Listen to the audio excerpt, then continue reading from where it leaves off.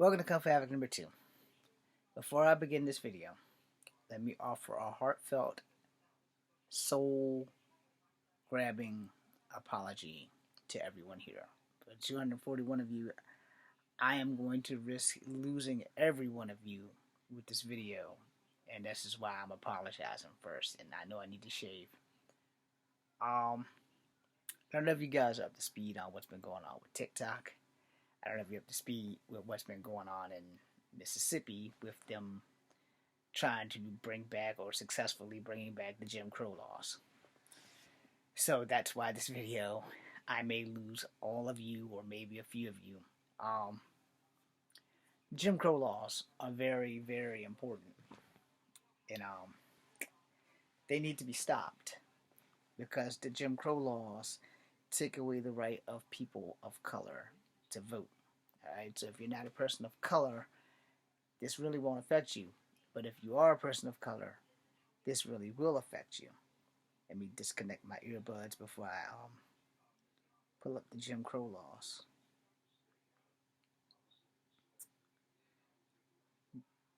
Jim Crow laws, please. The definitions of the Jim Crow laws. Alright, facts and timeline.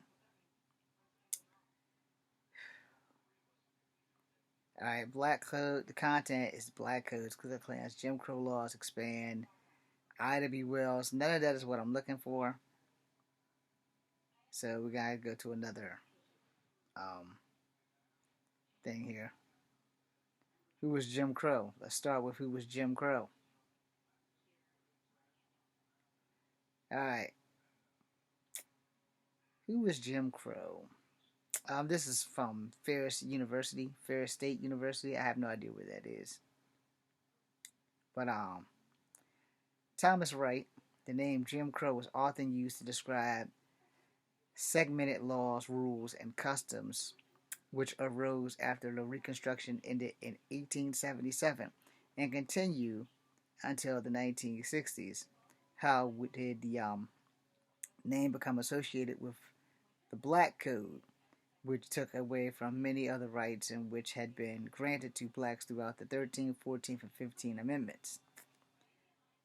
Those words are from the song Jim Crow, as it appears in the sheet music written by Thomas Dartmouth Daddy Rice, a struggling actor. He did short skits between play. Okay, so skits been around for a while. And the Park Theater in New York. Upon a black person singing, and above the song, that's a picture. We're not. Yeah, we are.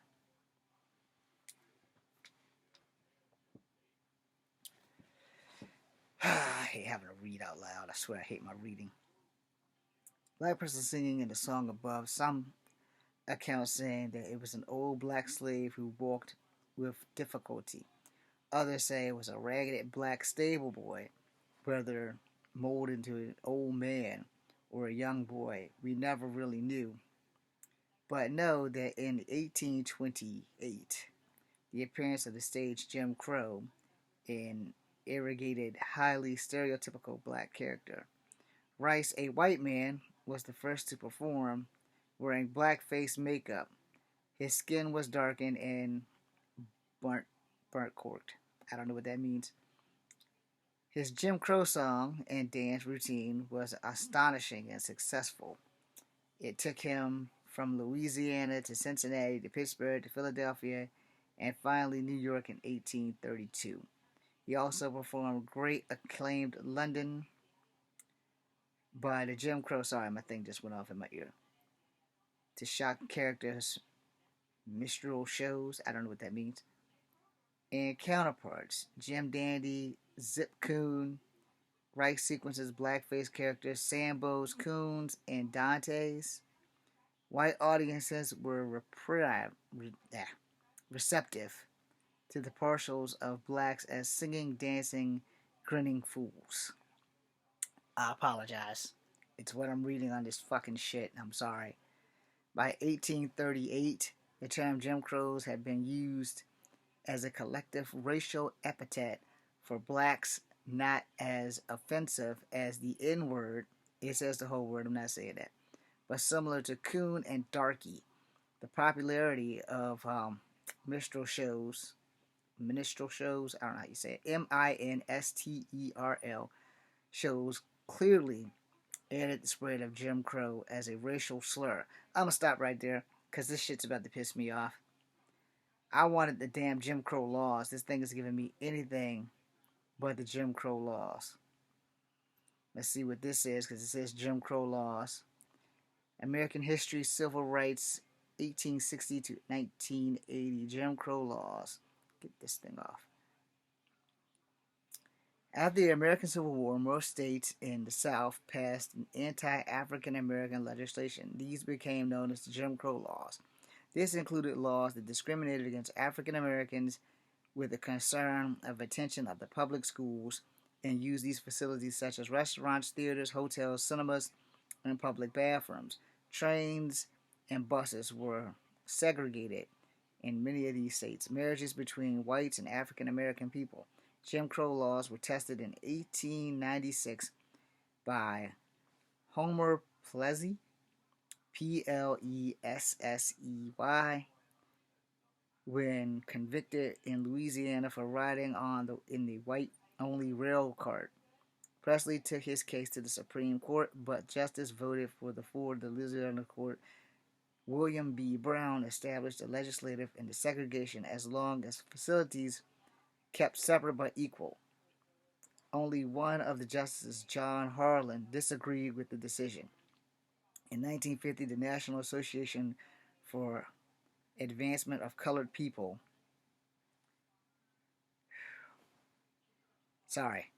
concentrated on bringing the end to the segregation on buses and trains. In 1952, segregation entered the state railways and declared unconstitutional by the Supreme Court. The following 1954, similar judgments concerned interstates.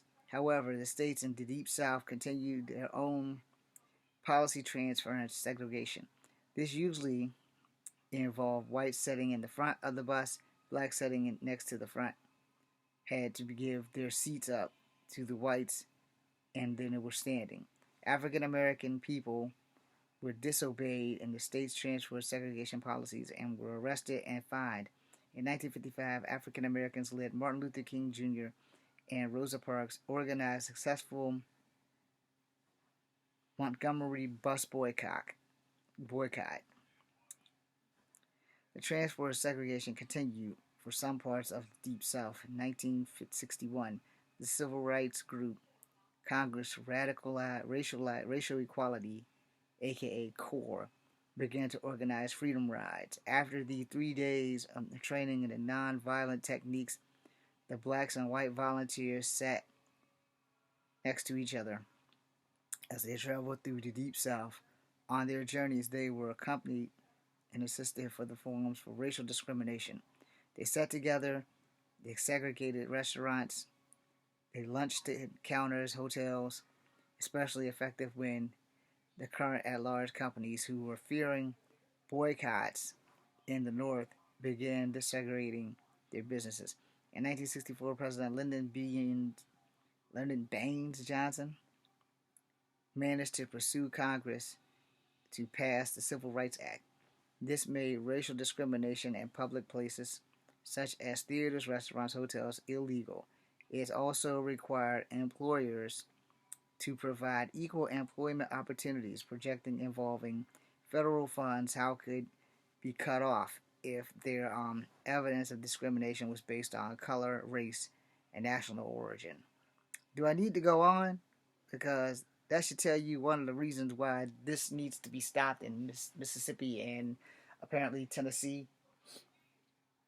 If you go on, this is Spartacus Educational. So you can find it at www.spartacus slash or hyphen educational.com. So as you go further down, it talks about the Ku Klux Klan, and it goes further and further, and it's making me mad, so I can't really continue because it's gonna make me want to throw my damn phone. And the problem is really simple. why are we going backwards? Why is America going backwards? Why in the hell does America need to go backwards? And why is Mississippi, which is the front runner, and Tennessee trying to stop people of color from voting? You know, Jim Crow laws also had this thing about the grandfather clause, which is if your grandfather was not a person of color, then you could vote. But if your grandfather was a person of color, then you couldn't vote, which really sucked. I don't know what's wrong with these damn earpods. Screw it.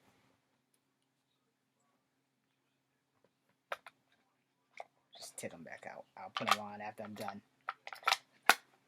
But apparently it's a thing and it needs to stop. So let me see. We're gonna go ahead and do this. When were Native Americans allowed to vote? According to the White House, Native Americans were not universally granted U.S. citizenship and the right to vote until 1924 to 1924. Even after the Indian Citizenship Act was passed, states still barred Native Americans from voting for decades. Got that? Because I'm part Native. I'm also part white. I'm also part black. When were black people allowed to vote? 1870.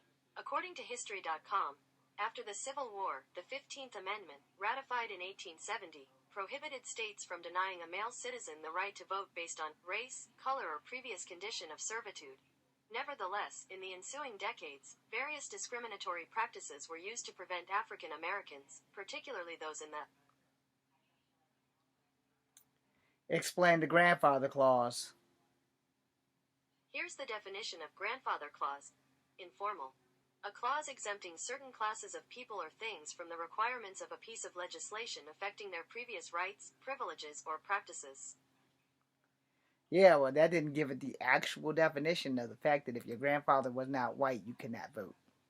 I'm not trying to piss anybody off, but Mississippi is about to reenact or has already begun to reenact these Jim Crow laws. And this is bullshit. That should not even be legally allowed. I did talk about this on my TikTok, but that in no way, no way, shape, or form is acceptable on any level. And I don't know if you guys can still see me because something funky just happened with my laptop. But yeah, I'm sitting here and I'm doing this thing, and I don't know how to process it because I'm like, dude, I don't live in Mississippi, but there's people of color who will no longer get to vote due to Jim Crow laws and gerrymandering, and not one big news station is covering it. ABC's not covering it, NBC's not covering it, CBS is not covering it, Fox ain't even covering it, C-SPAN ain't covering it, NCC-SPAN, the extra NBC News and the other ABC News, because they have different news channels that's still owned by them and still has ABC in front of them, but it's like, because I know C-SPAN and them are basically all ESPN, and they are owned by ABC, which is owned by Disney. So I don't know why none of these people are covering this shit at all. And we're going to get off of Mississippi and the Jim Crow laws, and I'm going to piss everybody off again. So if you got this far, thank you, and I apologize again. And I'm going to really piss y'all off because I don't want to, but if it's not acknowledged, then it is ignored. DeSantis. DeSantis is like doubling down on fighting against black people and trans community and all this other stuff. And no, I have nothing against the LGBTQIA plus, the goddamn alphabet community. That way it's all politically correct. I have nothing against the alphabet community. I don't date them, but, I don't have to not support them. They're people too, And they have every right to be here. I have 2 family members that's a part of that community. So, if you mess with them, you got to deal with me. And you're not going to want to do that. Although, granted, both of my 2 male cousins that are in that community, they don't really need my help. They know how to handle themselves very well with their fist. But it wouldn't hurt for them to know they got backup in their uncle here and cousin. Because one's my cousin and one's my nephew. Now, I will say this for damn sure, because this is some messed up ass shit. Something came across my TikTok today that just said that if you are a family member and you have children who are trans and you live in Florida, or if you live in California and you break up with your husband or wife and you have a trans kid but you move to Florida, God damn it, I'm gonna have to make a second part.